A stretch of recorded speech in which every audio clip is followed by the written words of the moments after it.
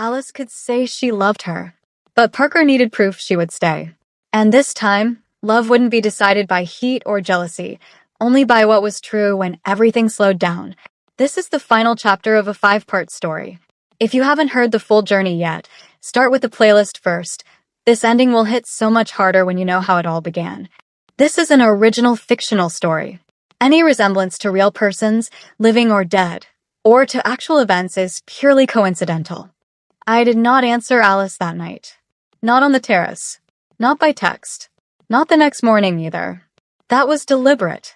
Because there are moments when the most important thing you can do is refuse to let emotion make the decision alone. I had wanted Alice before I trusted her. I had believed her before it was safe. I had let intensity get close enough to bruise me once already. If there was going to be a future after that terrace, after the impossible confession, after the marriage challenge, after the look on her face when I told her the worst part was that I believed her, it would not be built in the heat of one night. It would be built in daylight. In repetition. In patience. In what she did when I was not soft. So Monday came, and I made her earn it. Miami looked offensively beautiful that morning. The kind of bright, polished, impossible beauty that should have made me resent the city more than I did. The bay was hard blue under the sun. Glass towers held the light like they had been paid to.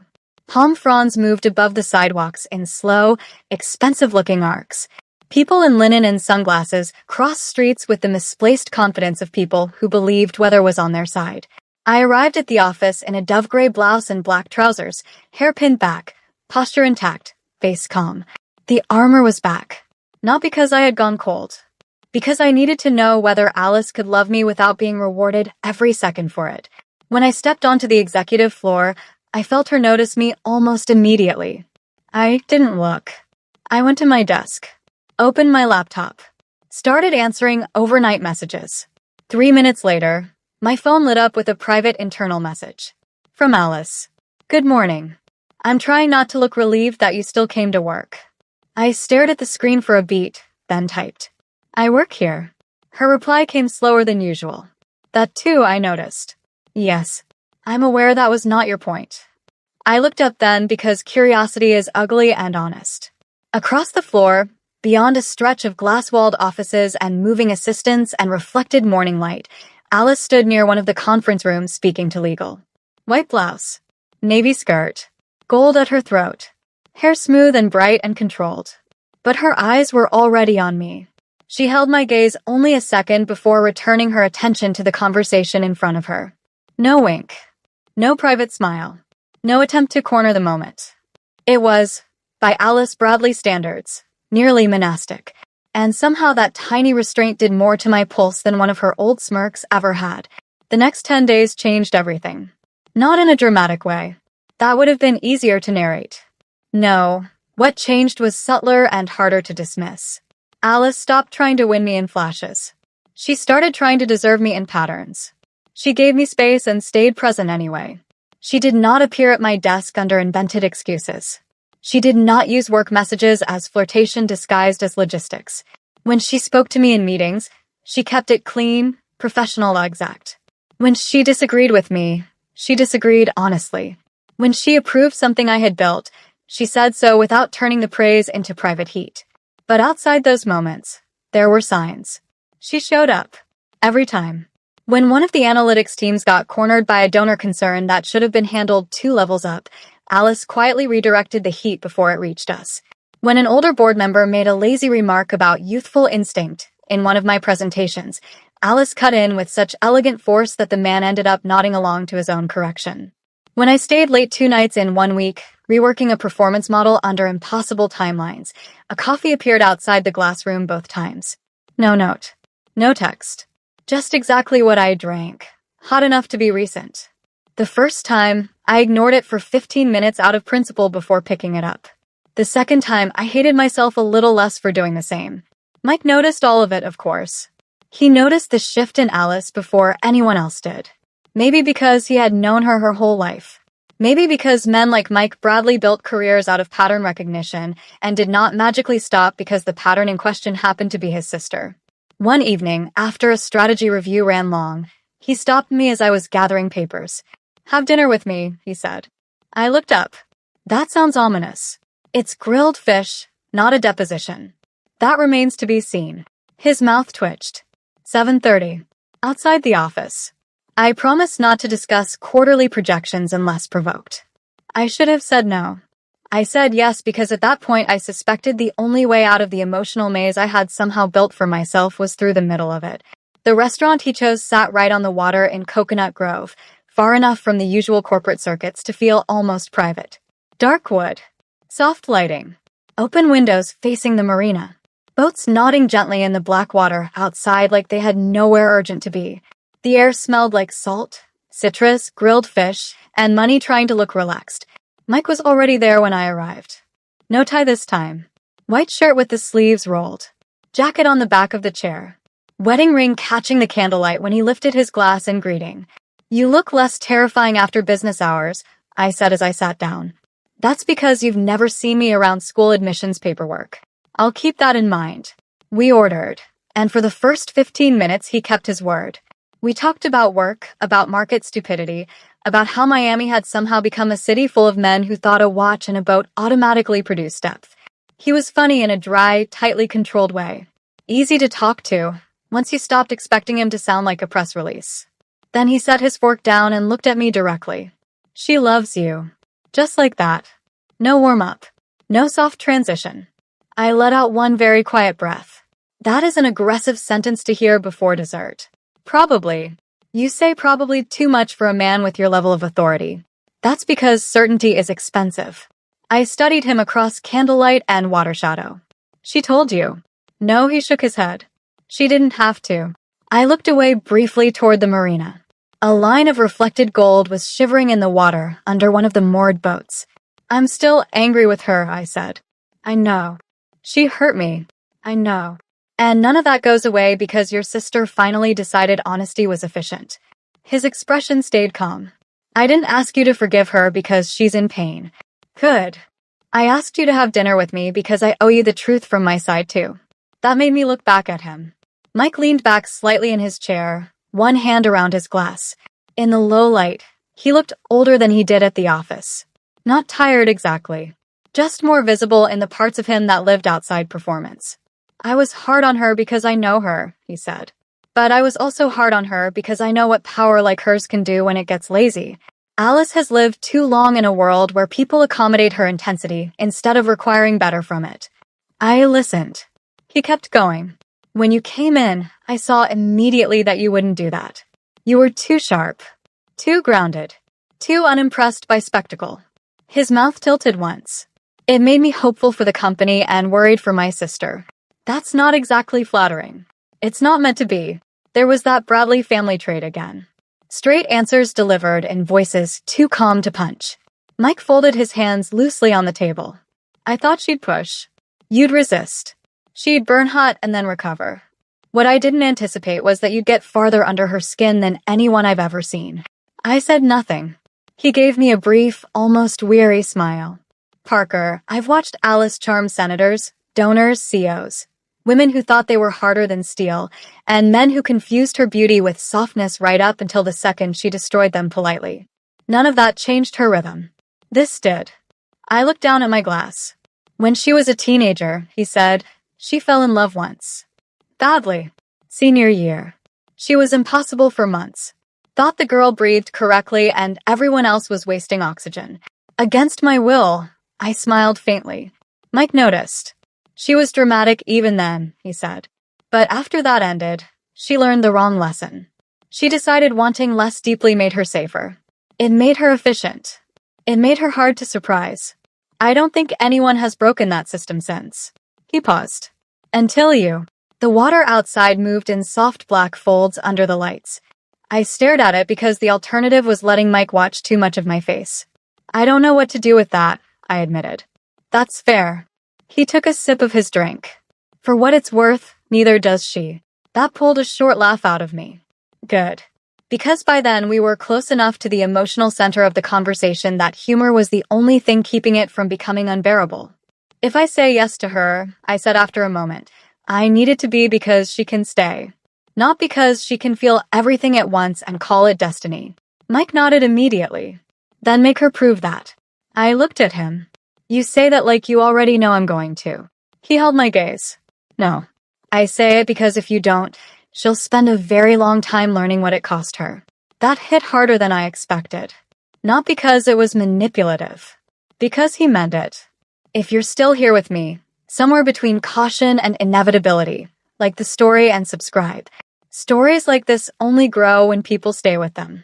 And tell me in the comments where you're listening from, because that dinner with Mike was the moment I stopped asking whether Alice felt something real and started asking whether I was brave enough to answer it. After dinner, I did not drive home right away. I parked near the water instead. Miami at night is almost unfair when you're trying to think clearly. Everything is too cinematic. The air too warm. The skyline too bright. The reflections too soft and fractured and tempting. It makes even restraint look like foreplay. I sat in the car with the engine off and my hands resting still on the steering wheel and thought about Alice. About the first night at the bar. About the boardroom shock. About her terrible gala mistake and the way she had looked when she realized it. About dinner by the water. About the terrace. About the way she asked, "Still okay?" Every time it mattered. About the weeks after, when she stopped trying to conquer the answer and instead built a case for being allowed near it. The truth arrived quietly. Not in a lightning bolt. Not in a revelation. Just as a sentence that settled into my chest and stayed there. I already loved her. I had probably loved her before I had a name for it. I had simply been too busy defending myself to admit that love was already in the room. The question was no longer whether. The question was whether I could choose her with my eyes open. And the answer, once it came, was terrifying in its simplicity. Yes, but on my terms. The next Friday, Alice found me in the smallest boardroom on the 23rd floor at 6:40 p.m. Not by accident, I suspected. The room was almost all glass, the city beyond it deep blue and gold in the last slice of sunset. My laptop was open. The screen glowed with a deck I was pretending to finish. In reality, I had spent the last 7 minutes reading the same sentence 3 times while thinking about the text I had not sent. The door opened softly. Alice stepped inside. No jacket. Black trousers. White silk blouse. Hair looser than usual. One bright strand fallen near her cheek, as if she had been running a hand through it without noticing. She closed the door behind her and stopped just inside, giving me distance immediately. That was the first thing I loved about the moment. Not her beauty. Not the way the sunset outlined her. Not the fact that simply looking at her still made parts of my body remember things in humiliating detail. The distance. The choice. The fact that she came in and waited. "Mike had dinner with you," she said. I lifted a brow. "Is your whole family incapable of subtlety?" No, her mouth moved slightly. "We just reserve it for shareholders." I almost smiled, but held it back. Alice noticed. Of course she did. Her hands stayed at her sides. Should I be concerned? That depends on whether you think your brother can close for you. Something like real offense flickered in her face. Absolutely not. Good. I stood slowly from the chair and closed my laptop. The room changed immediately. There is a difference between conversation seated and conversation standing. Seated, you can pretend neutrality. Standing, the body enters the argument fully whether you invited it or not. Alice watched me come around the table. Not moving. Not speaking. I stopped a few feet from her. Silence. City lights. The air conditioning humming softly through the room. Her eyes on mine. "I'm still angry with you," I said. "I know. I'm still not over what happened. I know. And if you interrupt me in the next 60 seconds, I will become unreasonable on purpose." That made the faintest ghost of a smile touch her mouth. Understood. I breathed in once. Then said the thing cleanly, because anything else would have been cowardice disguised as complexity. "I love you." Alice went perfectly still. Not theatrically. Not like someone pretending to be stunned. Like her body had genuinely forgotten how to process motion. The expression on her face in that moment is something I will probably remember at 90 if I make it that long. Not triumph. Not relief even. Something more dangerous than either. Wonder. Pure, wrecked wonder on a woman who usually wore certainty like custom tailoring. I went on before she could recover enough to speak. "I love you," I repeated, steadier now. Which is deeply inconvenient and, in your case, structurally alarming. I loved you when I was trying not to. I loved you when I was furious. I probably loved you somewhere between the terrace and the boardroom and spent the next few weeks calling it a problem instead of naming it correctly. Her throat moved once as she swallowed. Still, she said nothing. Good. Because if Alice had interrupted me, I might actually have killed her. I am not saying that because I'm over everything, I continued. I'm saying it because I'm done pretending the feeling itself is the part I'm unsure about. It isn't. My voice dropped. What I'm unsure about is whether you can love me after the heat settles. After the chase. After the wanting stops feeling like a crisis and starts feeling like a life. That landed. I could see it land. Alice took one breath, then another. Then, very quietly, "May I answer now?" The question nearly undid me. That she asked. That she knew enough to ask. I nodded once.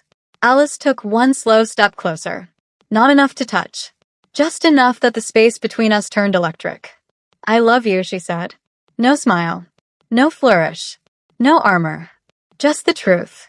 I loved you before I had any useful strategy for surviving it. I loved you while you were refusing me. I loved you while you were furious. I loved you enough to finally understand that wanting someone is not the same thing as being ready for them. Her voice roughened at the edges. And if you need me to spend the next 10 years proving that my love can survive ordinary life, I will. The city beyond the glass blurred slightly. Not because of tears. I wasn't crying.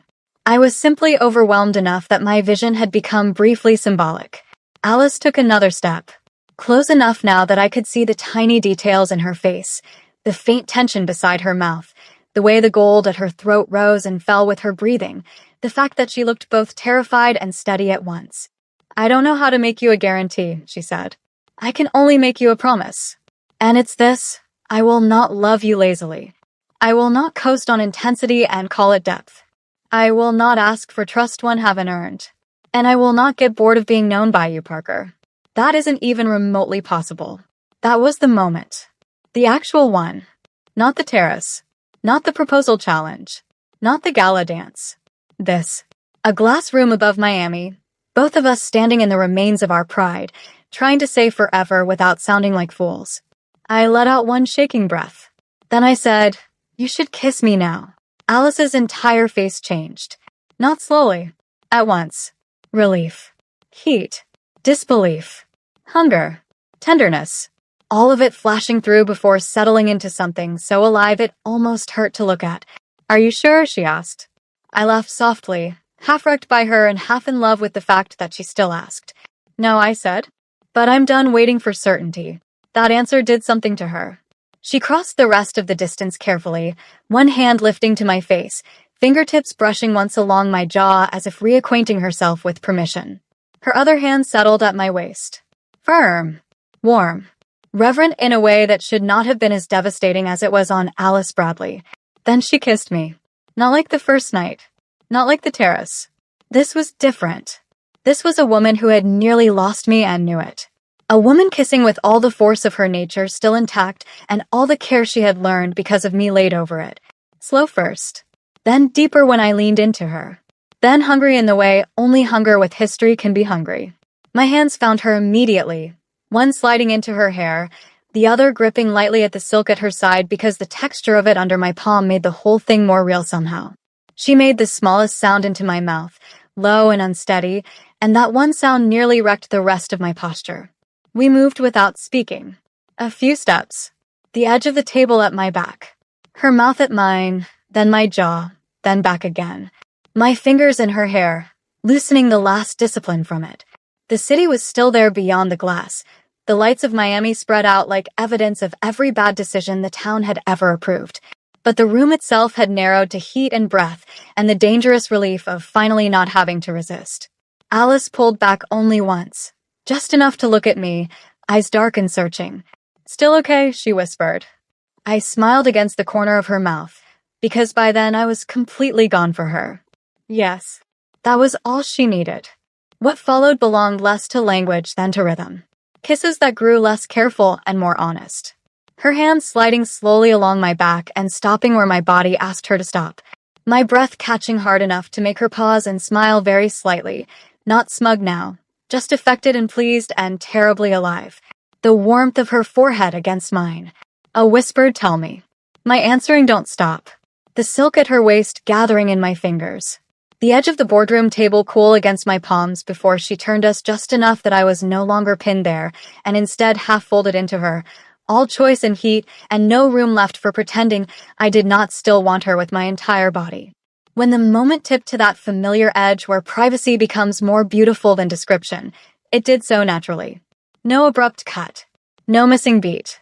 Just the world outside the glass fading in relevance while inside the room we finally stopped rationing how much of ourselves the other one could have.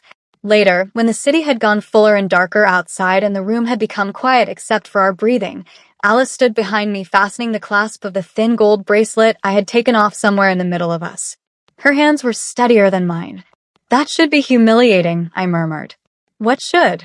"The part where I told you I loved you and then immediately lost all negotiating power." Alice kissed the curve of my shoulder. "You never lose negotiating power. You weaponize it romantically." I smiled despite myself, then turned in her arms and looked at her. Her lipstick was gone. Her hair less controlled. Her eyes brighter, softer, more dangerous than ever, because now I knew exactly what lived underneath them. "You really did mean it," I said. Her hand rose to my face again. "About loving you? About marrying me?" Alice smiled then. Slowly. Not lightly. With disturbing speed, she said. "Yes." I laughed into the space between us and kissed her again because there was no other possible response. 3 weeks later, she proposed properly. Not on a terrace in a possessive rage. Not in the middle of a fight. Not as proof hurled through the air like a challenge. Properly. She took me to a private garden tucked behind one of the old waterfront estates in Coconut Grove after a charity dinner we both only half endured. The place was all white stone paths, dark green hedges, low fountain light, jasmine in the air, and the bay just beyond the wall whispering against the night. She was in black. I was in ivory. She had been quiet all evening in a way I only noticed because I knew her well enough by then to read the difference between command and nerves. When we reached the fountain, she stopped, turned to me, and for one very satisfying second, Alice Bradley, the woman who could walk into boardrooms, donor dinners, political fundraisers, and family crises without blinking, looked genuinely, beautifully unsure. I folded my arms lightly and waited. She narrowed her eyes. "That expression is unkind. That expression is delighted. You enjoy this far too much. Only because you're making history." That made her laugh once, under her breath, and some of the tension left her shoulders. Then she reached into the inner pocket of her jacket. Not a giant display. No crowd. No violinist hidden in a hedge. No theatrical nonsense. Just Alice. A ring in a slim velvet box. And the whole night going quiet around us. "I said something reckless on that terrace," she began. "You did. I was jealous. You were feral." She gave me a look. "I'm trying to have a sincere moment." "I know." "Continue." Her mouth twitched, then settled. "I said I'd marry you if you needed proof," she said. But that was still me speaking from heat. "This isn't that." She opened the box. The ring caught the fountain light in one clean, bright line, elegant, not overstated, beautiful enough to make my breath catch and restrained enough to feel like her. This is me asking with my whole mind in the room. I looked from the ring to her face, and there it was again. That impossible, dangerous thing. Wonder on a woman built for certainty. "I love your mind," Alice said. "I love your discipline. Your mouth. Your patience when I deserve none. I love the way you refuse lazy thinking and lazy love with the exact same expression. I love the fact that when I met you, I thought desire was the story, and it turned out you were the story." The jasmine moved softly on the night air. The fountain whispered. My heart was somewhere around my throat. Alice's gaze held mine. "Marry me," she said quietly. "Not because I can't live without you in some dramatic, doomed way. I can live without you. I just no longer have any interest in a life that doesn't include you." Her voice lowered. "Marry me because you know me clearly and still came closer. Marry me because I have no intention of ever running shallow again." I let her finish. Then I smiled. And Alice, who had been holding herself together by force, looked like the earth had just tilted under her heels. "You realize," I said, "that this is much better than your first proposal." A short, half-disbelieving laugh escaped her. "I would hope so. I'm only saying that because I want the record to be accurate." "Parker." "Yes," I said. The answer hit her so hard she actually closed her eyes for a second. Then she opened them, and the look in them nearly undid me right there in that garden. Yes, she repeated. I stepped closer, looked at the ring once more, then back at the woman holding it. Yes, I said again. I'll marry you. She stood very still. Then she exhaled one broken little breath, slid the ring onto my finger with hands that were not as steady as they should have been, and kissed me like something inside her had just come home after years of living abroad. The wedding was 6 months later. Small by Bradley standards, which in practice meant elegant enough to make magazines curious and private enough to keep them out. We got married at a waterfront estate in Miami just before sunset, with the bay behind us and the city in the distance turned gold under the dying light. White roses, candles and glass. A string quartet that knew when to disappear into atmosphere instead of trying to become the event. Mike insisted on handling 3 logistics no one asked him to handle, and then cried so openly during the vows that his wife had to hand him a handkerchief while laughing. Alice wore ivory, not stark white, not bridal in a way that erased her. Ivory silk, perfectly cut, long lines, clean shoulders, the whole thing looking less like costume and more like destiny sharpened by a tailor. Her hair was down in smooth old Hollywood waves, one side tucked behind one ear with a small diamond pin that had belonged to her grandmother. No veil. No need. She looked like herself, only more luminous for being happy. I wore a gown the color of pale champagne, fitted and elegant, and just open enough at the back to make Alice visibly forget one line of her vows when I stepped into view at the top of the aisle. That remains one of my favorite memories. Not the fact that she forgot. The fact that Alice Bradley, in front of her family, a judge, half a dozen close friends, and enough candlelight to soften the whole city, looked at me like she still could not fully believe the one woman who had fought her hardest was actually coming toward her. Mike walked me halfway, because it amused us both and because my own family was elsewhere and complicated and not the center of the story. When he placed my hand in hers, he leaned slightly toward Alice and murmured, not quietly enough, "If you mess this up, I know where you live." Alice did not look away from me when she answered. So do I. The guests laughed. I did too. Then the world narrowed. The judge spoke. The bay moved behind her in darkening blue. The wind touched the edge of my gown. And Alice held both my hands in hers like she had learned, finally, that even the most powerful women on earth cannot command love, but they can honor it once they're lucky enough to be given it. Her vows were not flowery. Thank God. Alice doing poetry would have felt like market manipulation. They were direct, beautiful in their restraint. She promised honesty without spectacle, loyalty without laziness, attention, patience, no weaponized silence, no leaving difficult truths to hallways. She promised to keep choosing depth over speed, and me over her own reflex to control what frightened her. When it was my turn, I told her the truth too. That loving her had been inconvenient from the first night. That she had frightened me, infuriated me, and altered my life with indecent efficiency. That I had fallen in love not only with her fire, but with the discipline she built around it once she finally understood that love is not proven by intensity alone. And then I told her what mattered most. No more running, I said. Alice's eyes changed immediately. It was a private phrase by then. A whole history folded into 4 words. No more running, she repeated. From me, I said. Never, she answered. And then we were married.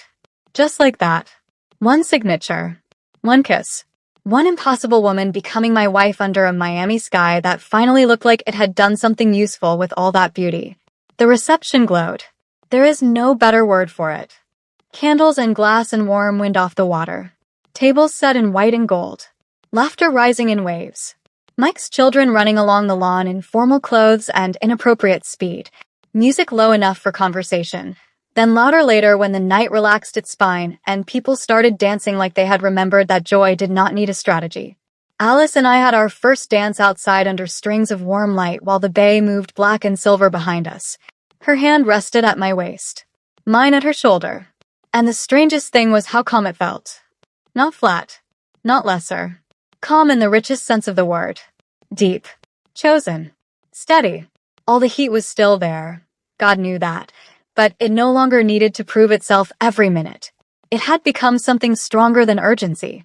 Halfway through the dance, Alice looked at me with that familiar private heat curling beneath the surface and murmured, "You realize I'm about to take my wife home scandalously early." I smiled. That would damage your reputation. My reputation survived much worse than loving you. That is one of your better lines. I know. Her mouth brushed my temple. I'm married now. I plan to become unbearable. You already were. And yet, she said. I laughed softly and rested my forehead against hers for 1 second while everyone else blurred around us into light and music and happiness. And that was the final truth of it. Not that love saved us. Love did not save anything. Love asked more of us than that. It asked Alice to become a woman who could stay. It asked me to become a woman who could choose without certainty. It asked both of us to stop mistaking intensity for proof and fear for wisdom. What we built after that was not easy. It was better. A life of boardrooms and daylight, of sharp conversations and quieter mornings, of Mike dropping by unannounced with one of his children and pretending it was accidental, of Alice still reaching for me in the middle of the night as if some part of her remained stunned that I was there, of me watching her loosen tie knots and cufflinks and old defenses over years instead of nights. Sometimes she still looked at me like she had on that first Sunday across the bar. Only now there was no question in it. No game. No chase. Just recognition. And the beautiful, impossible peace of being chosen, clearly by the woman who once believed peace would bore her. If you stayed with me through all 5 parts, like this story, and subscribe, because that support is what keeps stories like this alive on YouTube. And tell me in the comments where you're listening from and which moment stayed with you the longest, from the rooftop bar to the boardroom reveal, the terrace confession, or the wedding vows. Wherever you are, thank you for being here.